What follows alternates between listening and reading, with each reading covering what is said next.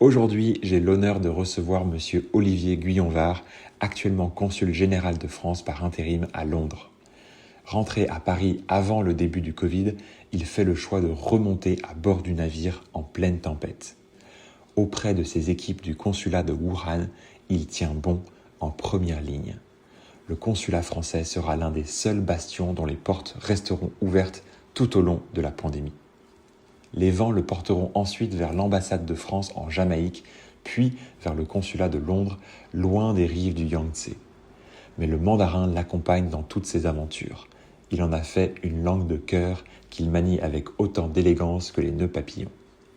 Dans notre relation à la Chine, ce diplomate haut en couleur nous invite à emprunter la voie du milieu, éviter les portraits trop contrastés et prendre de la hauteur. En bon marin, il sait que c'est en haut du mât que l'on voit le mieux à l'horizon. Bonne écoute à toutes et à tous.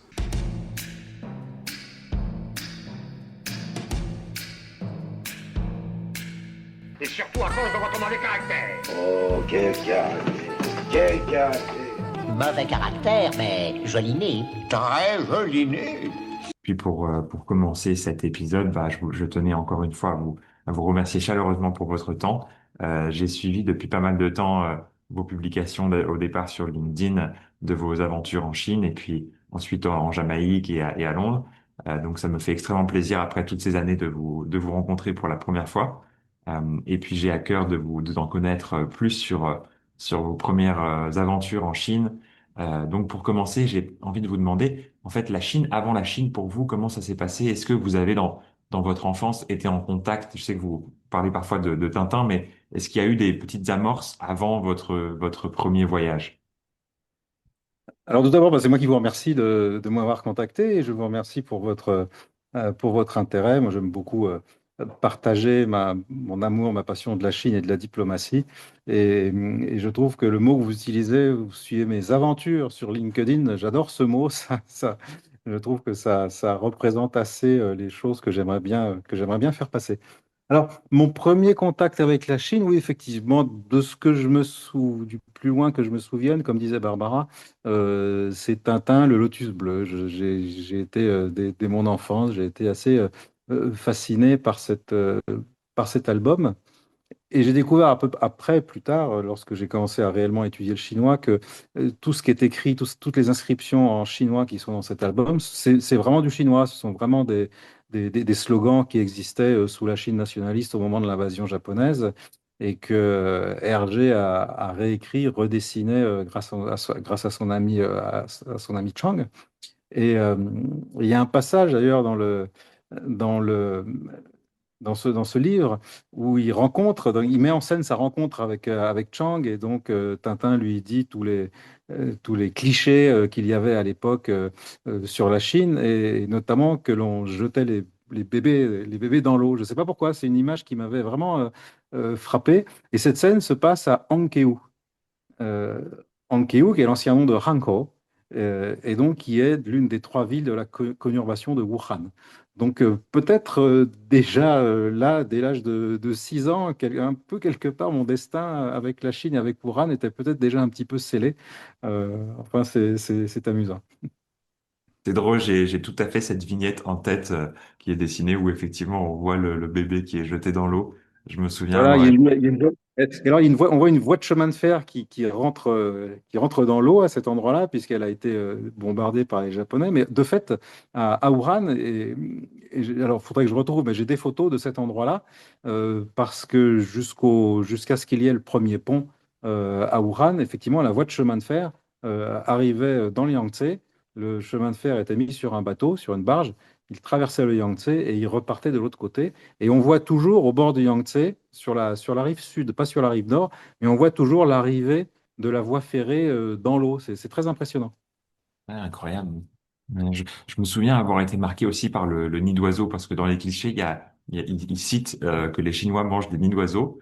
Et très Oui, oui. longtemps, je pensais que c'était un cliché qui sortait un peu de nulle part. Et puis, jusqu'à ce que je découvre qu'en fait, notamment dans le Hong Lomang, le rêve du pavillon rouge, on Ouais, apprend qu'en fait, c'est vraiment quelque chose qui était consommé, mais de façon très, ouais, très luxueuse. Ouais. ouais, tout à fait, ouais, tout à fait.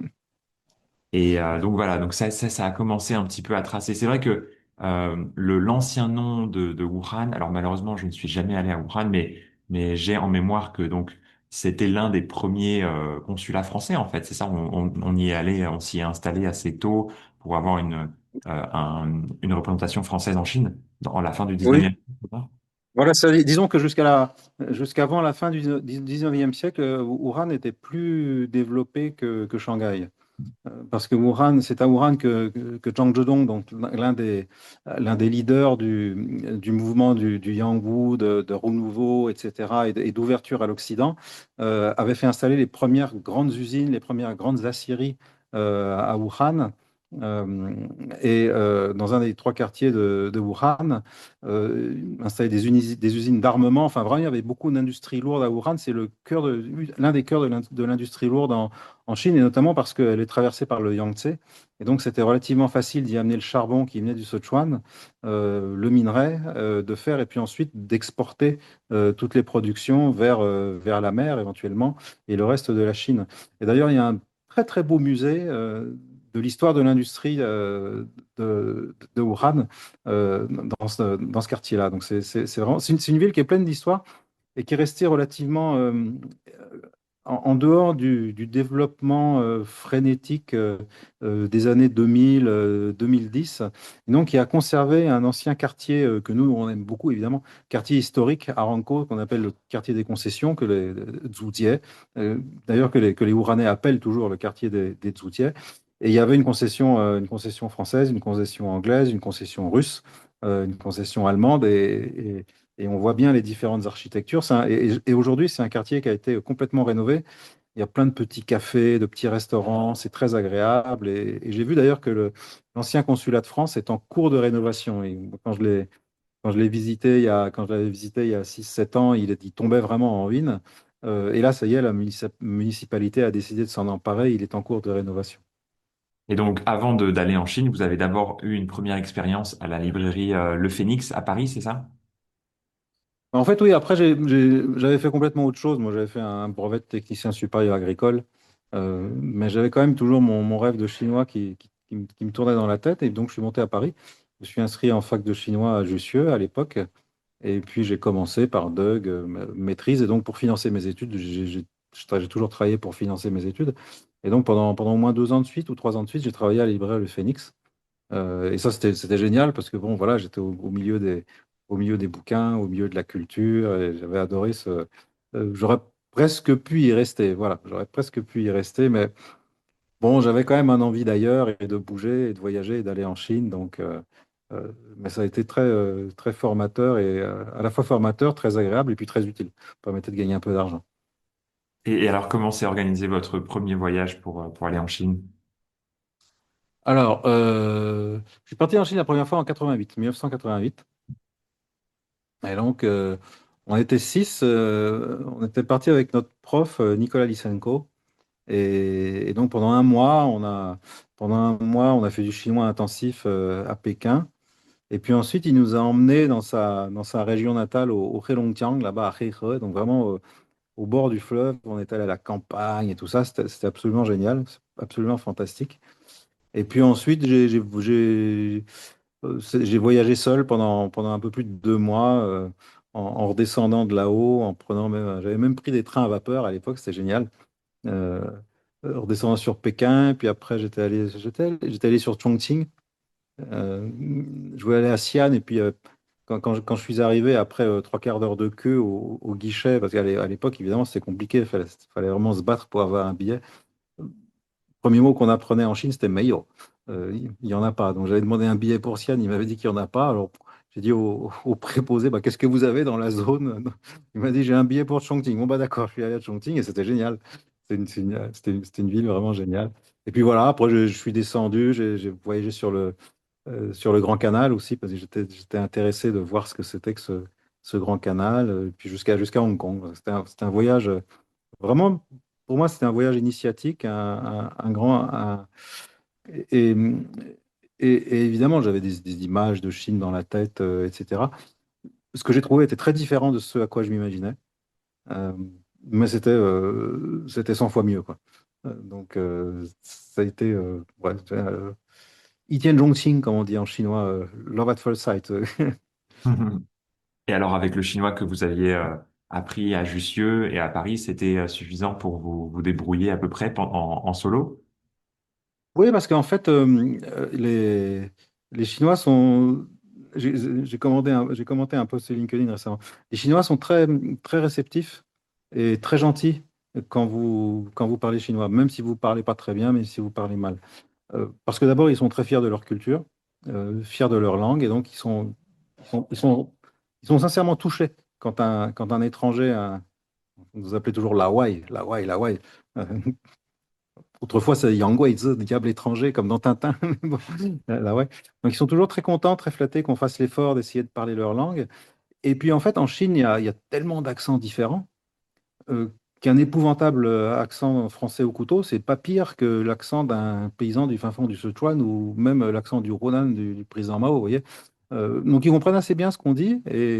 Et donc, pendant 2 mois, j'ai voyagé seul pendant 2 mois, mais j'ai jamais été seul plus de 10 minutes parce que les gens venaient parler. Les gens, à l'époque, il n'y avait vraiment pas beaucoup d'étrangers en Chine.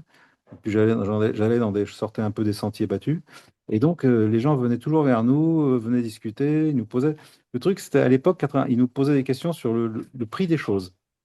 La grande préoccupation du Chinois moyen, c'était le prix des choses. Donc, combien coûte ta montre? Combien coûte ton pantalon? Combien coûte ton truc? Et puis alors, bon, au début, on disait à peu près le prix, quoi. Alors, ils étaient effarés, évidemment, du prix, donc finissaient par donner un prix qui correspondait à peu près au prix chinois pour pas avoir l'air de nabab, ce que je n'étais pas d'ailleurs.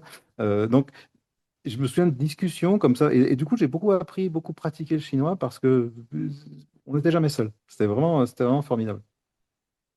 Comme quoi, il y a des choses qui changent pas, parce que ça, je pense que pour le coup, c'est toujours un sujet d'intérêt, savoir combien est le prix du mètre carré dans telle ville, ou enfin, c'est resté vraiment dans les. Ouais, Ouais, bah c'est une curiosité naturelle, et puis ça permet d'engager la conversation, et puis après de dériver, de parler d'autre chose, et puis voilà. et donc, à la suite de ce voyage-là, vous vous êtes dit, la Chine va devenir un pays où j'ai envie de passer plus de temps. Peut-être vous avez envisagé d'étudier le chinois sur place, ou comment ça s'est fait ensuite? Oui, j'envisageais d'étudier le chinois sur place, mais c'est tombé juste au moment de 89, juin 89, donc les programmes les programmes d'étudiants, etc., ont été annulés, et puis moi, ça m'avait quand même beaucoup choqué aussi, personnellement, donc je suis plutôt je suis parti à Taïwan, chercher du boulot sur place. Et puis j'ai bossé 1 an et demi à Taïwan dans le privé, dans une boîte dans le privé. D'accord. Et c'est là que vous avez commencé à, j'imagine, à vraiment à vous faire des contacts avec des gens chinois et puis à tisser des amitiés. Oui, voilà, et puis à apprendre à être habitué à parler chinois au téléphone, par exemple, puisque j'étais commercial, hein, donc j'étais voilà, j'étais représentant commercial d'une boîte, donc je parlais en chinois en permanence au téléphone, j'allais voir des clients, tout ça, donc là j'étais vraiment obligé de me débrouiller, d'avoir un chinois réellement opérationnel, quoi, et pas du tout, et moins académique et beaucoup plus opérationnel. Oui, c'est un très bon exercice le téléphone parce qu'effectivement, on a beaucoup moins. Ah bah oui, il y a pas il y a plus le. On dit que presque plus de 60%, 70% de la communication est non verbale, communication interpersonnelle et non verbale. Donc là, au téléphone, faut vraiment y aller, quoi. On est vraiment basé sur la communication verbale. Alors justement, pour en revenir à un jeune de 20 ans, j'imagine que vous aviez la vingtaine quand vous êtes arrivé la première Oui, fois. oui, oui, oui, voilà ça. Qu'est-ce que vous donneriez comme conseil à un jeune de 20 ans qui débarque en Chine aujourd'hui? Ah bah, la première chose que je lui dirais, c'est d'abord, tu as bien fait de choisir ce pays, parce que c'est quand même un pays plein d'avenir et qui compte énormément. Euh, je lui dirais d'aller vers les gens et puis d'être soi-même, de s'intéresser réellement au pays, à sa culture. Ça, je crois que c'est vraiment la clé d'entrée. La clé d'entrée, c'est s'intéresser à la culture, connaître un minimum de choses, de littérature, de choses comme ça. Et puis voilà, d'y aller, quoi. C'est un pays où beaucoup de choses sont possibles, souvent avec des amis. Un peu plus tard, quand j'étais à Wuhan avec des copains français, il nous arrivait des trucs, on faisait des machins et tout ça. Et on se disait, mais c'est pas racontable. C'est des choses qu'on ne peut pas raconter en France parce que les gens c'est pas crédible, les gens vont pas nous croire. Donc, mais voilà, il y a plein de choses à faire, il y a plein de choses merveilleuses à découvrir, il y a un certain nombre de difficultés aussi, faut pas l'ignorer. Il y a des gens qui ont du mal à s'adapter et voilà, qui n'y arrivent pas. Euh, mais en tout cas, c'est un pays, mais on y reviendra peut-être plus tard, mais c'est un pays attachant, mais qui laisse pas indifférent. Voilà, c'est surtout ça. Ouais, c'est vrai que même aujourd'hui, je trouve qu'il y a une très forte digitalisation où les gens sont de plus en plus à scanner et puis à avoir de moins en moins de rapports directs. Mais Mm. justement, en fait, ça ouvre la porte à dès qu'on fait un petit peu l'effort et dès qu'on parle un peu chinois et qu'on se débrouille, en fait, les gens sont tout à fait surpris et justement très généreux dans ce qu'ils vont partager parce que ça Ouais. sort, ça détonne vraiment par rapport à la routine quotidienne de la Ouais, Chine. ouais, tout à fait. Ouais. Et alors à l'époque 1988, bon, j'ai un peu du mal à me représenter la Chine de cette époque-là, enfin à part avec les photos que j'ai pu voir, mais qu'est-ce qui vous semble être les changements les plus notables quand on fait un saut de 40 voire 50 ans dans le temps et qu'on arrive aujourd'hui? Oula, oh là là, il y a tellement il y a tellement de changements. Par exemple, la première voiture privée, je crois, en Chine, à Pékin, c'est 87 ou 88. Euh, C'était une dame qui avait réussi dans l'élevage des poulets. Euh, donc, par exemple, Pékin, c'est les grandes avenues de Pékin sur Chang'an-Dajié, là.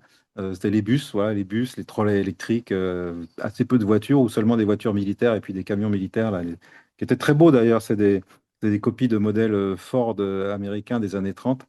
Ces camions sont absolument superbes. Et puis des marais de vélo, voilà, les marais de vélo. Et l'ambiance, ce qui était génial, c'est l'ambiance sonore des villes chinoises, c'était les gling-gling des sonnettes des vélos. C'était ça l'ambiance sonore dans les villes. Et c'était vachement. Ouais, c'était très romantique en fait. Et la première nuit, ça m'avait vraiment frappé. La première nuit que j'ai passée en Chine, à Pékin, en arrivant, on a été hébergé chez des amis d'amis. Et c'était dans une routon. Et donc j'ai dormi première nuit, c'était dormi sur le Kang, au fin fond d'une rotongue, réveillé le matin par les cris des marchands dans la petite rue qui était derrière. Enfin, c'était vraiment génial.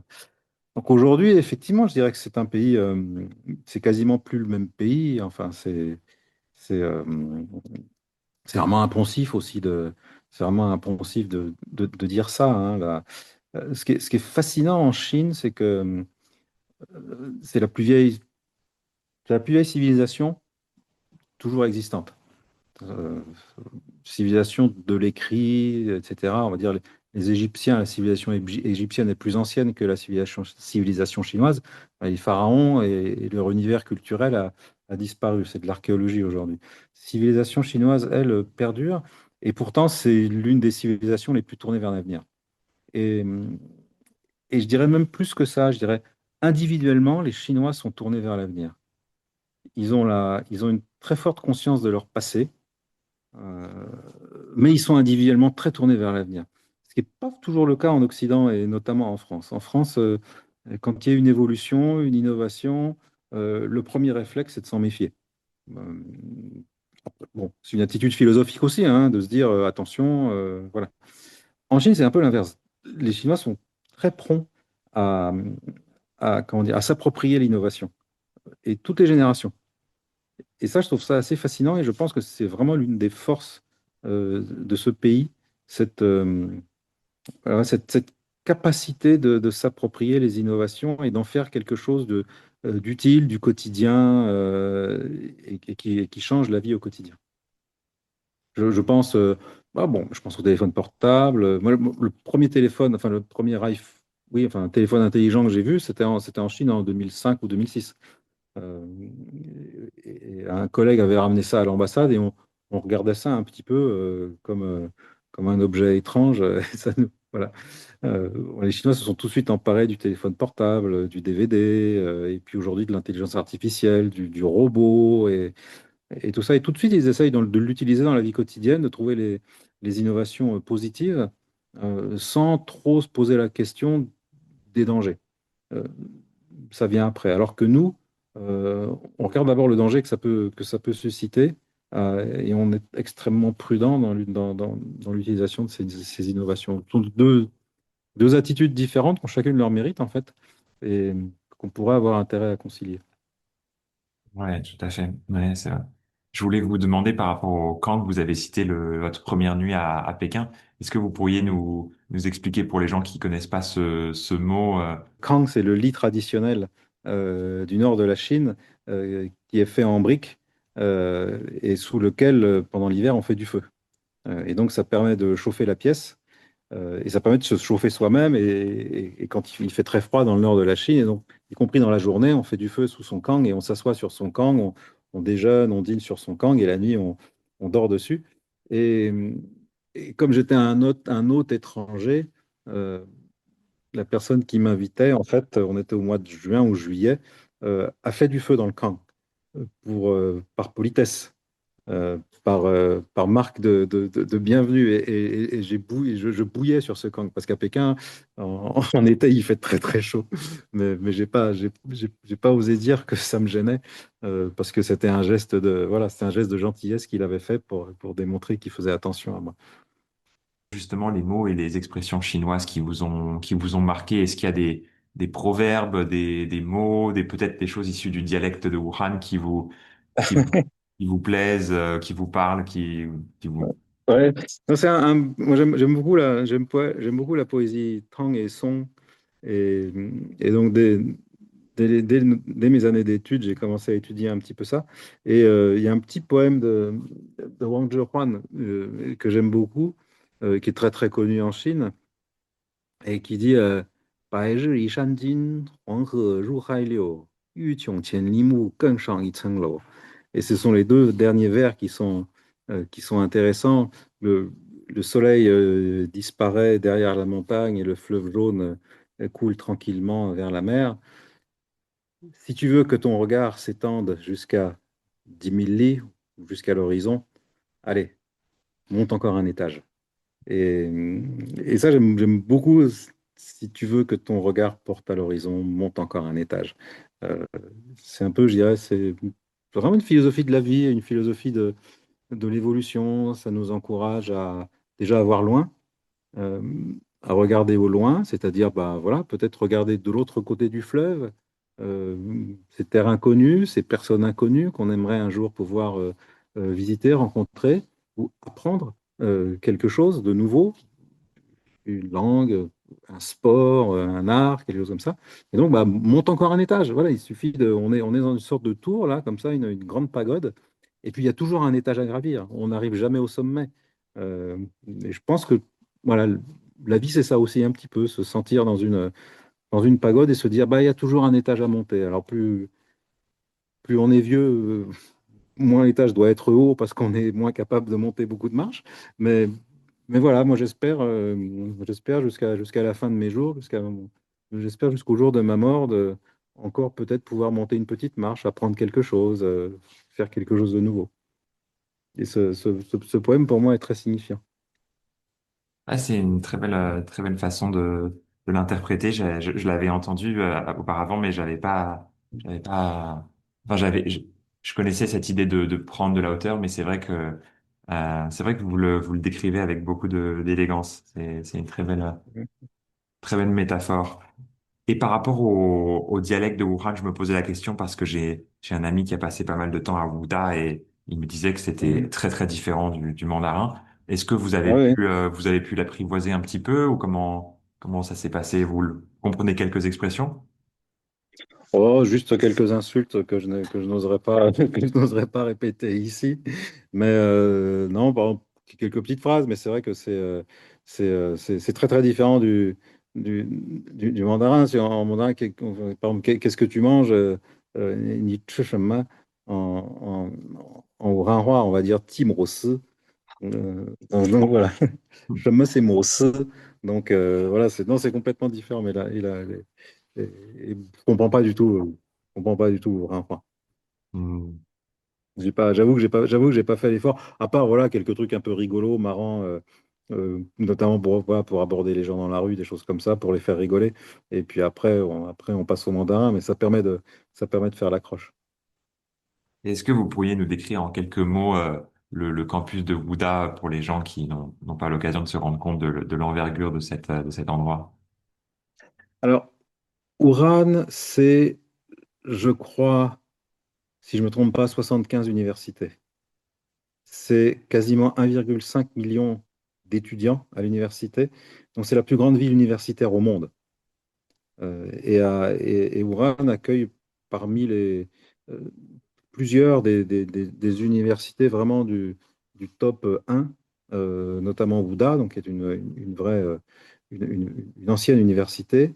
Euh, il y a vraiment beaucoup d'universités, y compris des établissements plus ou moins civilo-militaires, etc.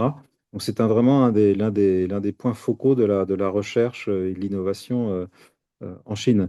Donc le campus de Wuda, c'est un très beau campus, qui est bien entendu immense, qui est très vallonné. Il y a des collines. Il y a ces bâtiments anciens qui datent du début du XXe siècle, dans un style d'ailleurs un petit peu japonisant, euh, qui sont très très jolis. Et Wuda est très connu pour les sakuras, justement.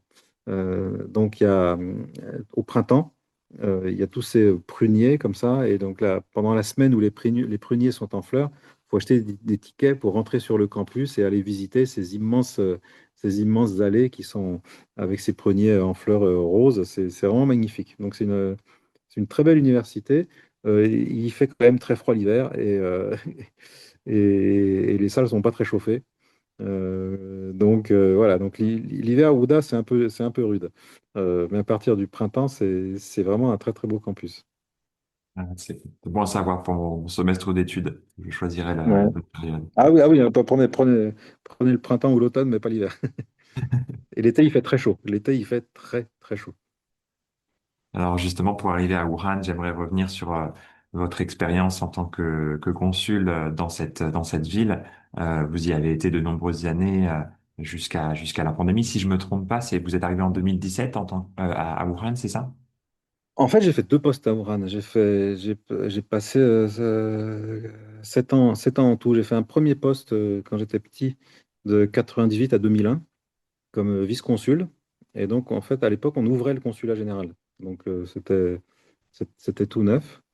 Et puis, donc, effectivement, j'y suis retourné de 2007 à 2021. Et alors, avant qu'on aborde le sujet de la pandémie, quel souvenir globalement vous gardez de cette période? Oh, Oran, c'est une ville vraiment particulière parce que le Roubaix, la province du Roubaix, on dit c'est la province des 1000 lacs, donc il y a beaucoup de lacs. Donc c'est contrairement aux autres grandes villes chinoises, c'est une ville qui est traversée par le Yangtze, qui à cet endroit-là fait 1,5 km à presque 2 kilomètres de large en fonction des crues.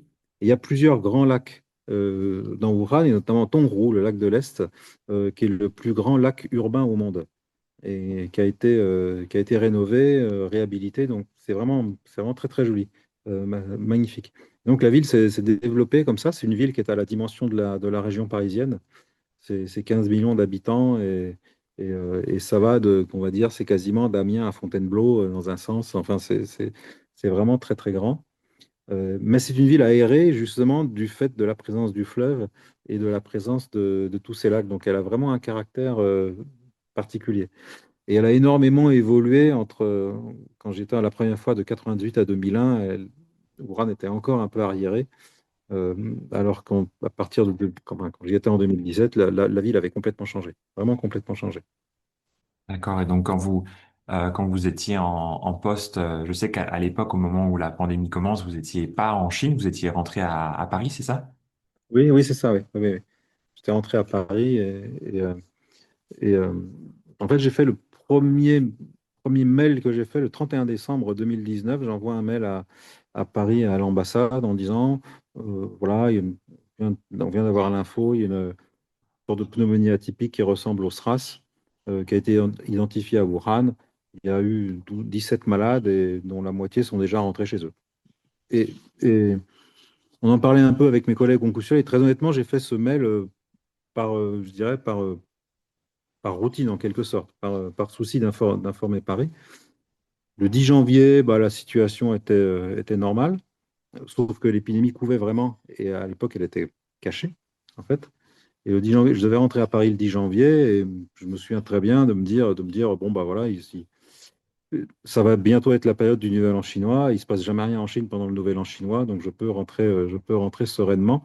Donc, j'avais pas du tout anticipé ce qui allait se passer et que le 20 janvier, 21 janvier, je crois, Wuhan serait vraiment sous cloche et puis totalement coupé du monde. Donc, effectivement, c'est comme ça que ça s'est passé. Quand ça s'est passé, j'étais effectivement en stage à Paris. J'étais pas en vacances, j'étais en stage en fait.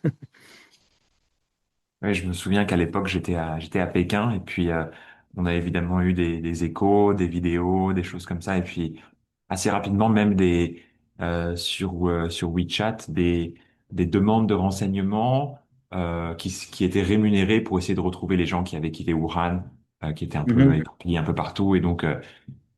ça m'avait beaucoup marqué parce que ouais, on donnait de l'argent pour des gens qui seraient capables d'identifier des familles qui se seraient réfugiées, qui seraient Ouais, donc ça d'accord. m'avait tout de suite beaucoup marqué. Ouais.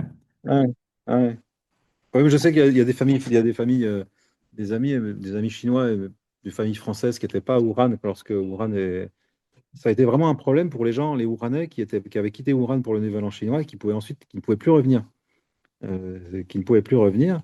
Et comme Wuhan avait du coup acquis la réputation d'une ville de pestiférés, ils étaient vraiment très mal vus euh, partout en Chine. Donc ça a été un vrai problème pour les gens qui ont dû revenir et puis pour les gens qui étaient à Wuhan, qui étaient en déplacement, pas forcément des gens très argentés, et qui n'ont pas pu sortir de Wuhan. Et donc il y a eu un moment une sorte de bidonville sous les ponts là, parce que il y avait des gens qui n'avaient plus d'argent et puis qui ne pouvaient plus rentrer chez eux, quoi. Donc ça a été vraiment très compliqué cette période-là. Ouais, il y avait des situations extrêmement dramatiques. Et vous avez fait le choix de retourner dès que possible auprès de vos collègues au consulat. Oui, c'est ça, parce que bon, quand ça a commencé, je me suis mis à disposition de la cellule de crise, hein. Il y a une cellule de crise qui s'est ouverte au Quai d'Orsay, puis j'avais toute mon équipe, j'avais mon épouse qui était à Wuhan.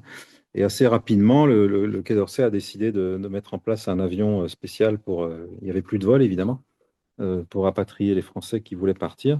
Donc c'était le 30 janvier, et donc moi je suis reparti avec cet avion, je suis reparti à Wuhan avec cet avion, parce que bon, ma mission était d'être là-bas, en fait, hein. À Paris, j'étais inutile et je ne servais à rien, donc je voulais absolument rentrer à Wuhan. Et Ouais. puis ensuite, on a organisé, ça s'est écoulé sur un mois, on a organisé avec nos collègues de Paris, de la cellule de crise et de l'ambassade, 4 vols spéciaux. Et au total, on a rapatrié 320 ressortissants français, européens et quelques autres nationalités. C'est un consulat qui faisait 40-45 agents.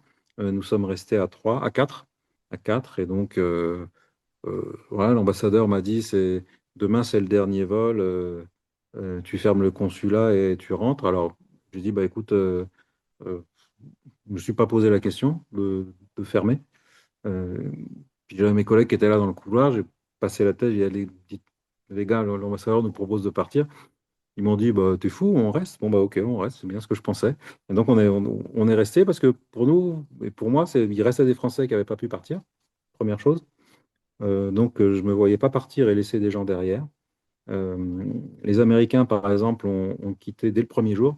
Ils ont fermé leur consulat, ils sont tous partis dès le premier jour.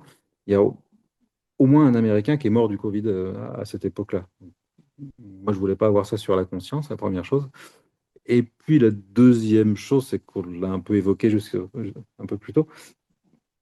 J'ai une relation particulière avec la Chine, donc je me voyais pas partir en laissant les amis en difficulté. C'est pas au moment où vos amis sont dans la difficulté que vous les abandonnez. Et ça a été bien compris par le gouvernement, par tout ça, l'idée que voilà, on exprimait notre solidarité aussi en restant ouvert. Et donc après, on a eu plein de dons. Les gens nous ont offert des masques, des usines nous ont offert des masques et tout ça pour envoyer en France. Et professionnellement, ça a été une période, peut-être la période la plus utile de ma vie professionnelle. Ouais, grâce à cette mentalité de capitaine de ne pas quitter le bateau avant les autres. Oui, voilà, c'est ça. Et puis, oui, voilà. Et puis de commencer. On est quand même payé pour ça, quoi. On est quand même payé pour être aux côtés des gens, pour les aider, pour assurer la sécurité des communautés françaises. Donc pour moi, c'était évident qu'il fallait rester. Pas poser la question de partir. Et vous parliez des mentalités selon les pays, effectivement. Est-ce que vous avez trouvé que cette crise avait été révélatrice de certains tempéraments dans les gens qui vous entouraient? Vous avez été témoin de soit d'actes de bravoure, soit au contraire de lâcheté. J'imagine il y a dû se passer beaucoup de choses. Oui, alors les crises, moi je dis toujours, les crises, c'est comme la randonnée en montagne, c'est ça, ça décape le vernis social. Et vous voyez vraiment les gens tels qu'ils sont. Quand les gens sont sous stress, mental ou physique, vous voyez réellement comment ils sont et parfois vous avez des surprises en bien et en moins bien. Euh, les surprises en bien que j'ai eues, c'est que euh, d'abord, quand on est allé évacuer les premiers Français à l'aéroport, c'était quand même la panique en ville, hein. Déjà, nos compatriotes paniquaient beaucoup. Et puis les Chinois eux-mêmes, enfin, parce que les gens mouraient réellement comme ça tombait un peu comme des mouches à Wuhan, hein. Les hôpitaux étaient, on voyait les images dans les hôpitaux qui étaient totalement saturés, les gens mouraient et tout ça, donc c'était vraiment extrêmement stressant pour tout le monde. Et on doit évacuer, on va faire pas, donc on a convoqué les gens au consulat, puis on les a mis dans des bus, on les mettait dans des bus et hop, on les emmenait à l'aéroport. Sauf qu'à l'aéroport, il n'y avait plus de personnel au sol. Donc, nous faisions nous-mêmes le rôle d'agent au sol et en France. Donc, si un jour je me fais virer, toujours si un jour je me fais virer du ministère, je peux toujours aller bosser à Roissy comme agent au sol. J'ai fait le job et donc on éditait les cartes d'embarquement, on mettait les tags sur les bagages, enfin tout ça quoi, avec mon équipe. Et donc on n'était que quatre.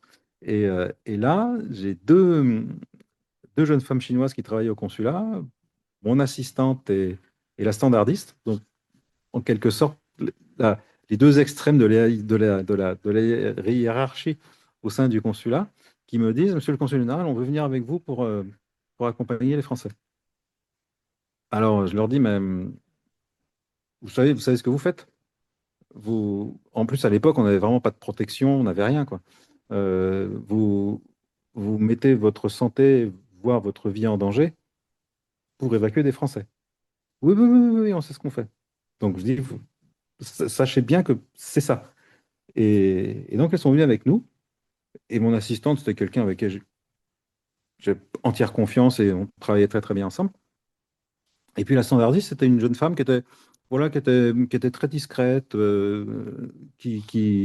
voilà, qui faisait très, très discrète, qui était de temps en temps un peu malade, tout ça, enfin, très, très, très discrète. Et, eh bien, j'ai vu cette standardiste qui s'est complètement révélée à cette occasion-là. Et à tel point, alors j'étais content parce que je leur ai fait attribuer la médaille des affaires étrangères après. Et puis cette standardiste, du coup, elle m'a vraiment monté en gamme et elle a complètement changé. Elle est devenue beaucoup plus affirmée, très positive, faisant des propositions, beaucoup plus sûre d'elle. Et ça, j'ai trouvé que ça m'a vraiment fait plaisir pour elle, quoi, parce que c'est cette crise qui l'a révélée en quelque sorte. Et donc, elle a eu, et ces deux jeunes femmes ont vraiment eu, dont une a été chargée de famille, ont vraiment eu ce courage, je dirais même physique, hein, de venir avec nous pour évacuer des Français. Donc, j'aurais dit, mais vraiment, vous n'êtes pas obligés, hein, ah non, non, non, on veut venir avec vous. Et puis, cette jeune femme qui était standardiste, très effacée, là, elle a pris beaucoup d'assurance et elle a changé. Elle a changé. Et bon, bah, ça, c'était génial. Ouais, c'est incroyable comme anecdote. Et dans les surprises moins bonnes, vous parliez des choses, peut-être on ne s'attend pas à ce que les gens réagissent avec autant de stress ou de panique. Vous avez sûrement vu aussi ce genre de situation. Oui, il y a des gens qui ont stressé, il y a des gens Alors, il y a des gens qui stressent tout seuls, mais il y a des gens après qui font stresser les autres. C'est-à-dire que, et notamment, bon, on avait créé des boucles WeChat pour pouvoir échanger, pour pouvoir donner les heures des vols, les points de ralliement, tout ça, c'était hyper utile. Donc, il y avait des gens parfois qui postaient des messages qui étaient angoissants, euh, euh, parce que eux-mêmes étaient angoissés, et donc c'était en quelque sorte une manière d'évacuer en fait cette angoisse. Donc voilà, parfois il fallait faire un petit peu ramener les gens à un peu plus de mesures et puis les rassurer, quoi. En fait, notre rôle, c'était aussi de rassurer. C'est normal que les gens paniquent, hein. Il n'y a rien de, il y a rien de méchant à ça. Les gens paniquent parce qu'ils situation qu'on ne comprend pas. C'est une menace qui est invisible. Vous ne la voyez pas, la menace du virus, mais vous voyez les images à la télévision de gens qui sont en train de mourir à l'hôpital et vous savez, vous connaissez, vous entendez parler. Il y a eu dans certains quartiers de Wuhan, il y a eu des familles entières qui ont disparu dans des appartements parce que voilà. Donc, c'est normal que les gens paniquent. Après, notre rôle, c'est d'essayer de les calmer, de les canaliser, de leur donner l'information. Ce qui est plus compliqué, c'est quand on n'a pas l'information. Nous, on nous dit, bien, voilà, l'avion arrivera à 22 heures, et puis à 2 heures du matin, il n'est toujours pas là, et on ne sait pas quand il va arriver. Les gens s'énervent, ils sont stressés, ils sont fatigués, et donc on a eu à gérer plusieurs degrés d'énervement et de panique, soit sur WeChat, soit quand on faisait venir les gens au consulat pour vérifier leur passeport, leur visa et tout ça, pour qu'ils ne soient pas bloqués à la frontière, parce que les frontières étaient quand même étaient contrôlées. Et puis, on a eu des gens voilà, qu'on paniquait à l'aéroport parce qu'il fallait attendre pendant très longtemps. Euh, donc, il faut les rassurer. Voilà. Oui, je pense Mais que la c'est- plupart des gens ont du mal à se rendre compte parce que c'est vrai que nous, on a été quand même très privilégiés, très épargnés en France. Mais je me souviens par exemple d'anecdotes d'amis sur WeChat où je voyais par exemple Mm. des femmes enceintes qui étaient incapables d'être correctement alimentées pendant cette période parce que tous les Mm. circuits logistiques étaient complètement bloqués. Donc je me Ah oui, souviens oui. d'espèces de groupes d'expéditions qui se relayaient pour essayer de trouver suffisamment de protéines, de la viande Mm. pour certaines personnes qui en avaient besoin en priorité. Et c'est vrai Ouais.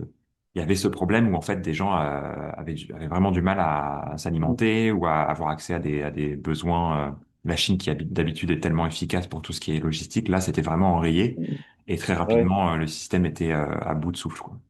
Ouais. En fait, à l'époque, si vous aviez une maladie chronique, par exemple, ou une crise cardiaque, les gens n'allaient même plus à l'hôpital. Enfin, si vous cassiez une jambe, pouf, vous restiez chez vous en attendant que ça se passe. Alors en fait, il y a effectivement un début de panique hein, au début, tout début janvier. Et puis assez rapidement, en fait, les autorités ont repris vraiment les choses en main. Et je trouve que ça a été vraiment géré de manière absolument remarquable, à la fois au plan matériel, médical, organisationnel et information et propagande. C'est-à-dire que ils ont commencé comme tout le monde se ruait à l'hôpital, bah, les hôpitaux étaient totalement submergés, les gens se contaminaient en plus à l'hôpital. Euh, donc, les autorités ont commencé les gens qui étaient réellement malades, on les mettait à l'hôpital sous respiration artificielle. Ils ont découvert que justement, faire de la respiration artificielle et de la circulation sanguine artificielle permettait de sauver les gens. Ça, on ne le savait pas encore à l'époque, donc ça a été vraiment découvert en Chine.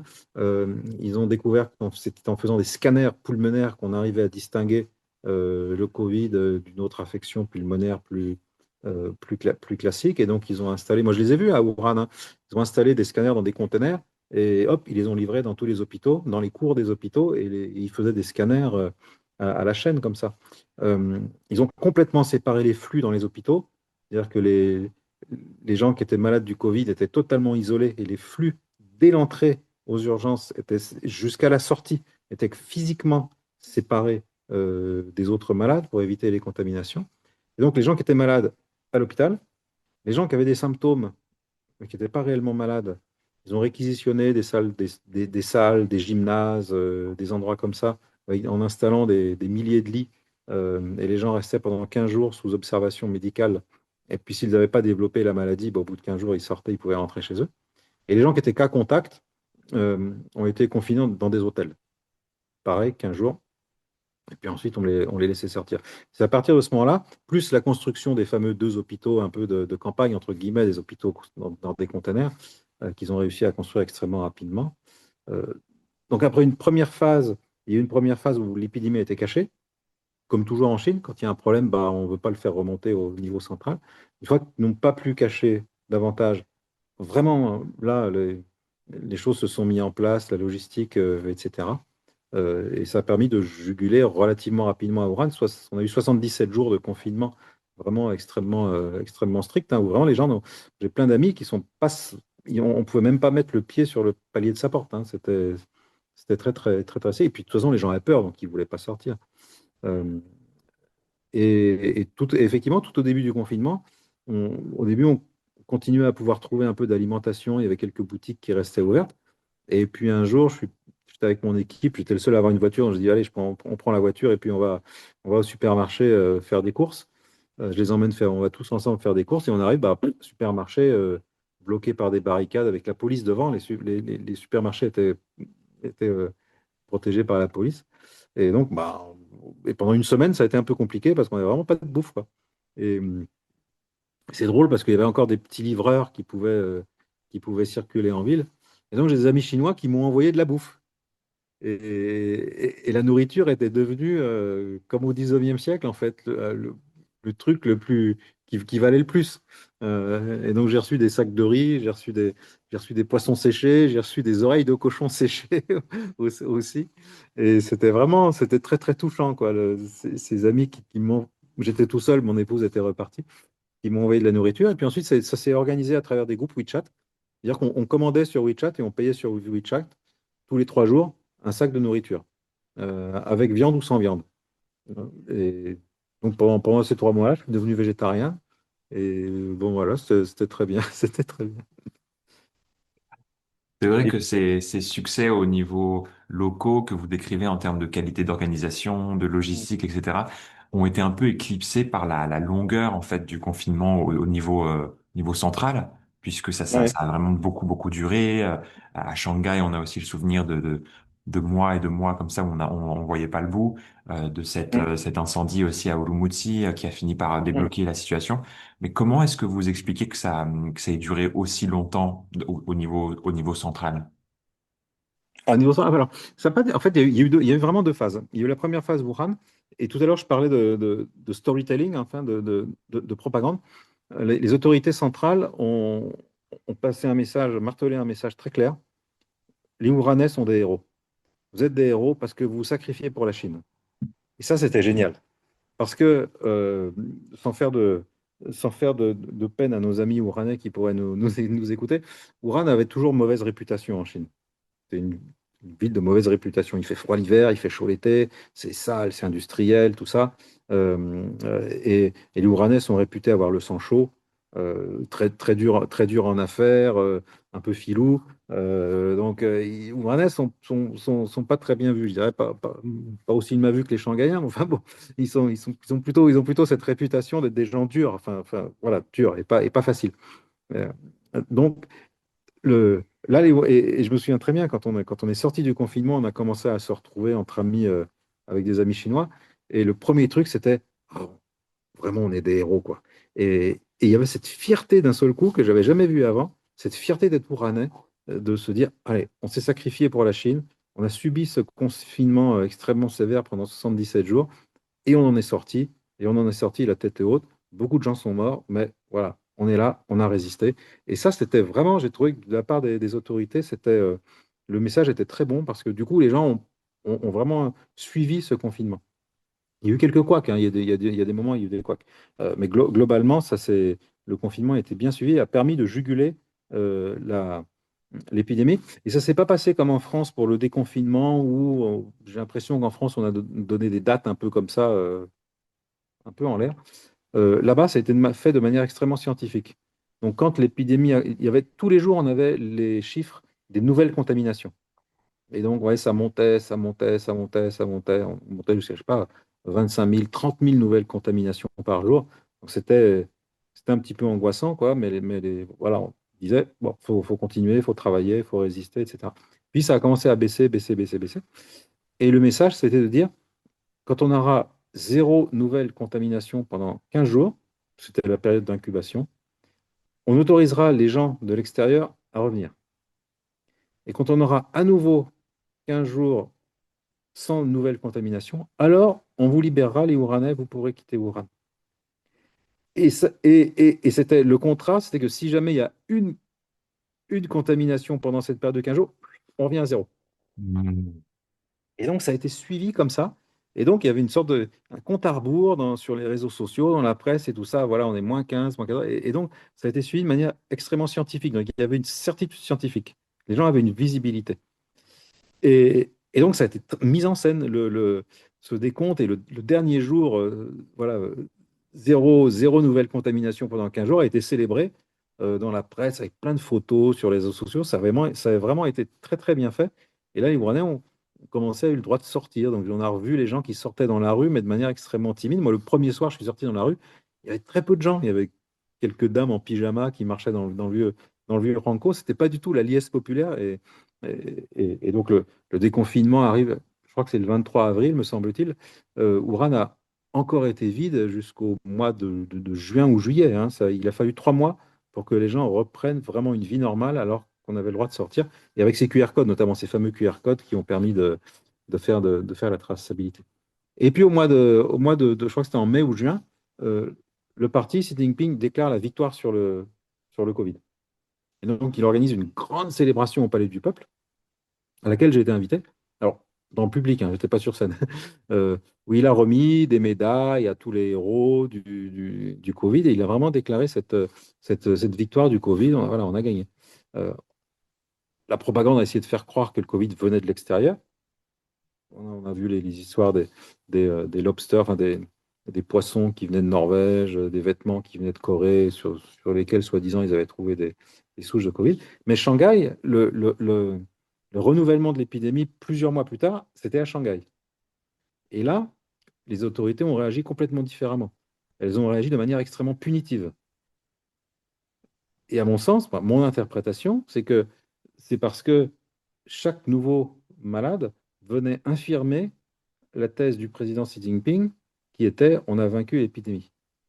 Donc en fait, vous, implicitement, c'est vous, Shanghaïens, vous êtes fautifs. Vous n'avez pas respecté les consignes du parti. Et quand on connaît la réputation des Shanghaïens en Chine, parce que le pouvoir politique est à Pékin, et donc ça a été géré de manière extrêmement punitive jusqu'à ce que les Shanghaïens n'en peuvent plus et manifestent comme ils l'ont fait. Et là, eh ben, le parti a dit, bon, bah, ok, vous voulez la liberté? Ok, on vous donne la liberté. Et on a une vague de morts, notamment chez les anciens, parce que fin du confinement brutal, sans préparation, beaucoup de gens ont été contaminés, et voilà. Donc, ça a été géré de manière très différente à Wuhan et à Shanghai, en fait. Et je trouve qu'à Shanghai, ça a vraiment été bien géré, sauf au début, évidemment.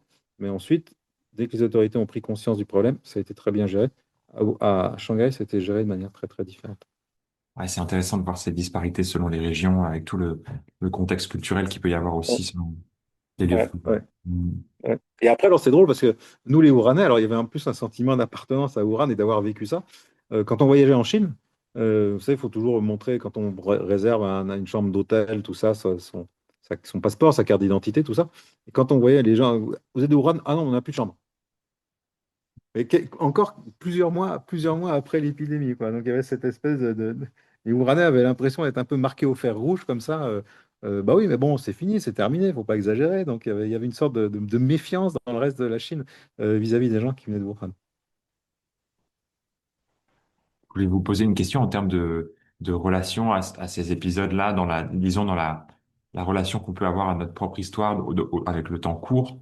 Est-ce que vous avez l'impression que cet événement a été un petit peu balayé du revers de la main et qu'on n'en parle plus du tout en Chine? Ou est-ce que c'est resté un événement un peu traumatique pour beaucoup de gens? On a un peu l'impression ça a été remplacé par quelque chose d'autre et que maintenant c'est de l'histoire ancienne.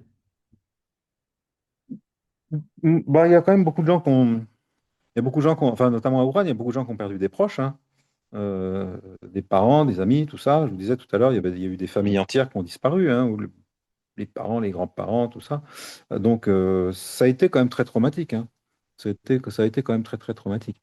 Mais après, les Chinois, si vous voulez, comme je disais un peu tout à l'heure, ils sont vraiment tournés vers l'avenir et tout ça. Donc, voilà, ils avancent, quoi. Ça n'a pas été plus traumatique que la révolution culturelle. Et pourtant, bon, voilà, la société a avancé, a évolué, s'est modernisée. Donc, euh, alors maintenant, ça fait 5 ans que je suis pas retourné en Chine, donc je ne saurais pas forcément vous dire très précisément dans les conversations quotidiennes où ça en est, Et je vous dis, je pense que la perception à Wuhan et dans le reste de la Chine est différente. Est-ce que vous avez prévu d'y retourner prochainement? Pas pour le moment, mais bon, on verra. Et alors, comment est-ce qu'on fait quand on est à Londres et qu'on veut garder un lien avec la Chine ou pratiquer son mandarin? Eh ben, on ressort ces bouquins de poésie Tang et Song. On suit les comptes sur WeChat ou sur les. C'est facile aujourd'hui de continuer à faire du chinois. Quand j'ai commencé le chinois, on était dépendant de la presse, des journaux qui arrivaient et qui n'étaient pas du tout intéressants. Donc là, c'est quand même très très facile quand on fait du chinois de, de maintenir un peu son niveau. Le chinois, c'est un peu comme faire du vélo dans une pente, hein. Si vous arrêtez de pédaler, vous reculez. Donc je pense que j'ai quand même beaucoup reculé parce que j'ai consacré pas mal de temps à autre chose depuis. Donc ça, c'est un peu malheureux, mais bon, c'est comme ça. Et est-ce qu'il y a toujours des idées reçues sur la Chine qui subsistent que vous aimeriez voir disparaître dans la façon d'envisager nos relations avec la Chine? Alors, je vais dire plutôt au niveau, je vais pas parler des relations politiques parce que là encore, c'est pas mon domaine. Mais la Chine, on l'évoquait tout à l'heure au début, la Chine est un pays qui ne laisse pas indifférent. Et je dirais que presque chacun a sa Chine en fait. Les gens ont, comme vous dites, des idées reçues et c'est jamais banal. On projette sur la Chine beaucoup de choses qui sont jamais banales. Soit c'est très négatif, la Chine copie, la Chine est un facteur de déstabilisation, etc. Ou alors c'est très dithyrambique, de manière pas forcément non plus très rationnelle. On peut dire, bah, comme on disait, c'est le pays de l'innovation, une vieille civilisation, etc. Et donc, moi, je trouve que faudrait aborder la Chine un peu comme un pays normal, en quelque sorte. Certes, c'est un pays fascinant, et comme beaucoup de pays, quand on commence à s'y intéresser. Euh, et, euh, et donc, je trouve qu'il faudrait aborder la Chine de manière beaucoup plus normale, plus rationnelle, euh, et peut-être d'abord avec beaucoup euh, plus de modestie, et une admiration aussi plus raisonnable. Voilà, c'est-à-dire que voir les bons côtés, voir les côtés un peu plus sombres, et comme c'est assez banal ce que je dis, mais comme tous les autres pays, mais je pense que c'est un bon moyen d'aborder ce pays-là. Pas le mettre au pinacle, mais non plus euh, pas l'abaisser au rang des dictatures épouvantables et tout ça. C'est ça, C'est- on a un peu l'impression, bah, j'imagine que c'est lié à la façon de communiquer aussi dans les réseaux sociaux, mais on a un peu l'impression de toujours passer d'un extrême à l'autre, où effectivement Voilà, le côté dictature horrible a été balayé là depuis 4 5 ans, et c'est ouais, devenu maintenant une espèce de paradis terrestre, du futur, voilà, et on a voilà. du mal à être équilibré. Mm. Voilà, exactement. Moi, j'appellerais à plus d'équilibre et plus de nuances.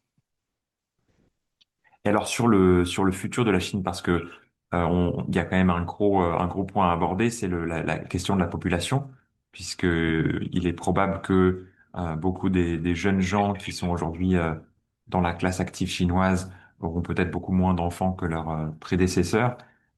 Comment est-ce qu'on peut imaginer une Chine sans Chinois? Qu'est-ce que va devenir ces campus gigantesques quand il y aura plus d'étudiants pour venir les remplir? Alors, si je connaissais l'avenir de la Chine, je vous le dirais pas parce que j'en profiterais pour gagner beaucoup d'argent. Mais, voilà. Mais effectivement, vous avez raison, la population chinoise commence à diminuer, notamment la population active chinoise commence à diminuer, comme celle du Japon d'ailleurs diminue depuis pas mal d'années. Euh, Ce qui est intéressant, c'est qu'on voit que les autorités sont en train d'anticiper. Et comme vous le dites, avec la robotisation, ça, ça a commencé par voilà, les machines dans les usines. Aujourd'hui, c'est le robot humanoïde qui, a priori, est capable de faire encore plus de choses qu'une machine classique dans une usine. Et puis, c'est l'intelligence artificielle qui est en train de- d'imiter le fonctionnement du cerveau humain, encore avec quelques limites. La Chine, je ne pense pas que la Chine deviendra un pays d'immigration. Nous avons choisi l'immigration. Je ne pense pas que la Chine sera un pays d'immigration. Euh, c'est dû à la culture. Dû à la culture. Euh, que vont devenir ces grandes universités? Bah, peut-être il va y avoir de plus en plus d'étudiants étrangers. Euh, je pense que la Chine, c'est le pays qui devrait avoir le plus fort soft power au monde. Tout le monde devrait avoir. Aujourd'hui, tout le monde va aller aux États-Unis. Euh, Même dans les pays qui détestent les États-Unis. Vous allez dans un village au Moyen-Orient, vous dites on a 10 visas pour les États-Unis, tout le monde va se précipiter pour avoir un visa pour les États-Unis, même si l'idéologie générale est anti-américaine. Mais la Chine, en fait, c'est un pays qui a un potentiel de soft power absolument considérable. Vous avez tout là-bas. Vous avez une population de gens qui sont sympas, ouverts, intelligents. Euh, une, dans les grandes villes, tout fonctionne, tout marche. Avec WeChat, vous faites absolument tout ce que vous voulez. Vous avez les paysages, vous avez tous les paysages en Chine, du désert de Gobi jusqu'aux mers tropicales de Hainan, en passant par le sport d'hiver au Heilongjiang et la pêche aux écrevisses dans les Yangtze-Kiang. Vous avez absolument tous les paysages. On peut tout faire, tous les sports. Vous avez la nourriture, une nourriture très très variée, puis une culture, voilà, 5000 ans de culture avec des vestiges archéologiques et tout ça absolument fascinant. Donc on peut passer une vie à voyager en Chine et à se trouver dans des endroits à chaque fois très différents. Des grandes universités, une littérature fantastique, classique et puis aujourd'hui moderne, un cinéma qui vraiment émerge. Euh, donc c'est un pays qui a un potentiel de soft power absolument considérable. Ça m'étonne parfois un peu de voir que, voilà, qu'est-ce qui fait que il n'y a pas une sorte de ruée vers la Chine? Pourquoi tous les jeunes du monde entier ne se dirigent pas vers la Chine, attirés par ce soft power? Euh, bon, il y a quelques petites idées là-dessus. Euh, mais voilà, pardon, j'ai complètement, en fait, je vous ai répondu totalement à côté de la question.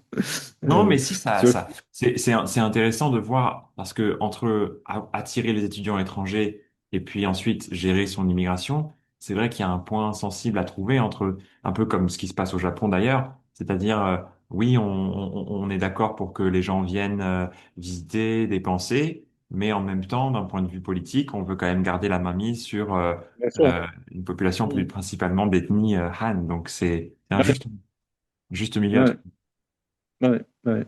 Il y a pas la notion de la nation chinoise est basée sur l'ethnicité en quelque sorte, hein. C'est le peuple Han et puis les 53 nationalités, minorités nationales.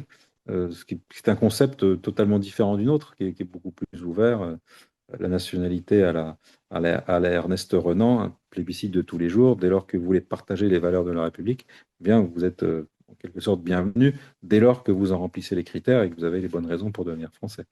Je le fais parce que je le sais très bien, parce que je fais régulièrement des cérémonies d'accueil dans la nationalité française ici au consulat à Londres. Ouais, non, c'est radicalement différent.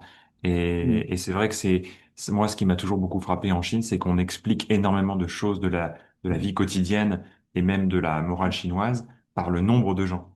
C'est-à-dire que les Mm. comportements individuels, les façons dont les choses se font, la façon dont on communique, tout ça, c'est parce il y a un monde hallucinant. Et donc, Ouais. on peut pas se permettre de longues formules de politesse il y a beaucoup de Mm. choses comme ça où on est pragmatique à cause du nombre Mm. et je me pose souvent la question de savoir à quel point est-ce que ces relations individuelles, cette communication va être bouleversée le jour où il y aura plus beaucoup de gens. Et ça va Oui, sûrement peut-être. aussi créer Alors, la Chine a connu des périodes où il n'y avait quand même pas beaucoup de gens et beaucoup de choses de la civilisation chinoise se sont mises en place quand il n'y avait pas encore beaucoup de gens sous les Han, etc. Euh, mais non, ce qui est intéressant, je trouve, c'est que la Chine s'y prépare. Comment on appelle ça? J'ai vu ça, les dark factories. Ces usines où, je ne sais plus quel, Xiaomi, je crois, fabrique des, des, des, des unités d'air conditionné dans des usines où il n'y a plus du tout d'ouvriers, en fait. Et il n'y a même pas besoin de mettre de la lumière parce que de toute façon, c'est fabriqué par des machines 24 heures sur 24.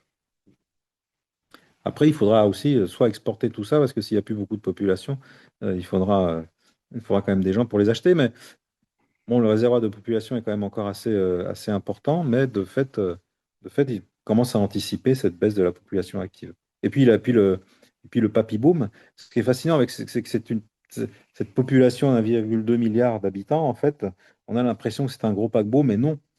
C'est une illusion statistique, c'est que plus la population est grande, plus les évolutions se manifestent de manière massive et brutale. Euh, et donc le ralentissement de la croissance démographique, en fait, est très rapide par rapport à une population plus faible. Ouais, tout à fait. Ouais, les choses peuvent changer très très rapidement. Mhm. Mhm. Mm. Très bien. Alors, je regarde un petit peu ce qui nous reste, mais je crois qu'on arrive un petit peu au bout. On a juste une dernière partie sur vos Ouais. recommandations.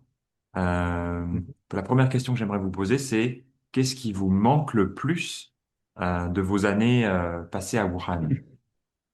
Ah, désolé, bah, ça va. Euh, qu'est-ce qui me manque le plus? Alors, j'ai une philosophie personnelle, c'est que, bon, comme je déménage, je change de pays tous les 3 4 ans, euh, j'essaye de faire en sorte que mon affectation préférée, c'est celle du moment. Et j'essaye de pas trop regretter, j'essaie de pas trop regarder dans le rétroviseur. Euh, mais ça, c'est bon, voilà, c'est une décision personnelle de me dire, l'affectation d'aujourd'hui, c'est celle que je préfère. Euh, alors évidemment, ça me manque. Ce qui me manque, c'est qu'est-ce qui me manque? Ouais, le dynamisme, en fait. Cette espèce de dynamisme, d'optimisme. L'optimisme. L'optimisme des Chinois, pas tous, hein, mais d'une manière globale et générale, cette espèce de confiance dans l'avenir et de se dire on va y arriver. On ne sait peut-être pas forcément trop comment. Euh, alors, beaucoup par la technologie, de fait. Beaucoup par la technologie. Euh, et ça, oui, je trouve que c'est très positif et ça donne un mindset assez intéressant. J'aime bien tous les trucs un petit peu traditionnels, les petites bouffes de rue, le street food qu'on trouve un petit peu partout, qui est bon et qui est assez hygiénique. J'aime bien le contraste qu'on trouve en Chine sur des trucs assez marrants. J'ai une anecdote comme ça, un truc absolument génial. C'était quand j'étais à Pékin. Un jour, on était invité par Huawei à aller visiter leur centre de recherche là-bas au nord de Pékin. Donc, bon, évidemment, c'est de la propagande pour nous montrer le beau côté de Huawei. Et donc, on va visiter Huawei. J'étais avec un collègue. Donc, ils nous emmènent dans leur showroom ultra moderne. Ah bon, c'était génial. Ils nous montrent tous leurs appareils et tout, fantastique. Et puis, ensuite, ils nous disent, bon, ben, on vous invite à déjeuner. Et donc, on traverse cet immense bâtiment showroom ultramoderne. On se retrouve dans un très beau parc, un très beau jardin. Et là, euh, un château du XVIe siècle. Une grande demeure seigneuriale du XVIe siècle qu'ils avaient reproduite. Et euh, on a tenu une réunion sous les toits avec les poutres, etc. Et on a été invité à déjeuner dans une grande salle avec une immense cheminée dans laquelle brûlait un feu de cheminée. On a fait un repas à la française absolument délicieux avec des grands vins. Et, et la personne qui nous accueillait, qui nous cornaquait, c'était un vieil ambassadeur chinois qui avait été ambassadeur en France et qui parlait un français délicieux, un français du XVIIIe siècle. Et quand tous les plats ont été sur la table, c'était vraiment un festin extraordinaire. Et, et il nous dit, je m'excuse pour ce modeste repas. Et ça, c'était absolument génial. Et là, moi, je me suis retrouvé dans Tintin, dans Lotus Bleu, dans cette espèce de vieille politesse traditionnelle. J'ai envie de excusez-nous pour ce modeste repas qui n'est vraiment pas à la hauteur de votre excellence, tout ça. C'était c'était absolument génial. C'était absolument génial. Voilà, cette espèce de ces contrastes, ces petites histoires comme ça qu'on peut vivre en Chine, je trouve, qui et qui marquent et que voilà que moi que moi j'aime beaucoup. Bah, c'est génial. On a commencé avec Tintin, puis on a bouclé la boucle. Et avant de vous laisser filer, est-ce que vous avez des recommandations artistiques, littéraires, des conseils de lecture pour des gens qui s'intéressent à la Chine? Alors, un conseil de lecture, à part toutes les lectures académiques, donc il y a énormément de lectures académiques. Pour quelqu'un qui voudrait commencer à s'intéresser à la Chine, je recommanderais la série des enquêtes du juge Ti par Robert Van Gulik.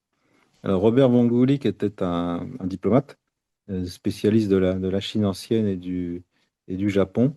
Il a énormément étudié cette culture et puis il a découvert ces romans du XVIIIe siècle, Digong Han, roman classique traditionnel chinois voilà, d'enquête. D'ailleurs, aujourd'hui, il y a des séries télévisées là-dessus. Et il s'est mis à écrire ses romans à la mode de Di Gong Han. Et je trouve que c'est génial parce qu'il y a une vraie histoire, c'est un très bon romancier, une véritable histoire d'enquête. Et surtout, on apprend énormément de choses sur la civilisation chinoise. Ça se passe sous les Tang, euh, sous la culture, de manière extrêmement agréable et en même temps très utilisable aujourd'hui. Donc, quelqu'un qui voudrait découvrir de manière assez ludique la Chine, je recommanderais cette série. Il a aussi écrit un de ses maîtres ouvrages, c'est un autre livre qui est tout à fait passionnant, mais sur un autre sujet. Mais Van Gulik, vous pouvez tout lire de Van Gulik, c'est absolument génial. Et c'est vrai que ça me fait penser à Sherlock Holmes parce que c'est un peu l'équivalent chinois de Sherlock Holmes. Il y a les Oui, films voilà. aussi de Tsui Hark qui sont régulièrement à Mhm. l'affiche. Ouais. Suke. Je n'ai vu que les films et je me suis jamais penché sur l'œuvre littéraire de ce diplomate. Donc, merci pour ce conseil. Je vais regarder ça. Ouais. Et puis bon, évidemment, il y a le cinéma, il y a même les séries télévision. Il y a maintenant de très bonnes séries télévision. Alors, des trucs qui sont très anciens encore, c'est Palou Yuan, par exemple, la, la, la- la vallée la vallée du cerf blanc. Au pays du cerf blanc, ça a été traduit en français au pays du cerf blanc. Il y a une série télévisée, en je sais plus, 40 ou 50 épisodes, qui est vraiment très très bonne. Très très bonne. Et c'est l'histoire d'une famille, c'est une sorte de Rougon-Macquart à la chinoise depuis la fin de l'Empire jusqu'à la Révolution culturelle. Et en roman, c'est un gros roman très épais qui est très très bien, mais la série télévisée est aussi très bien. Génial. C'est un peu vieux.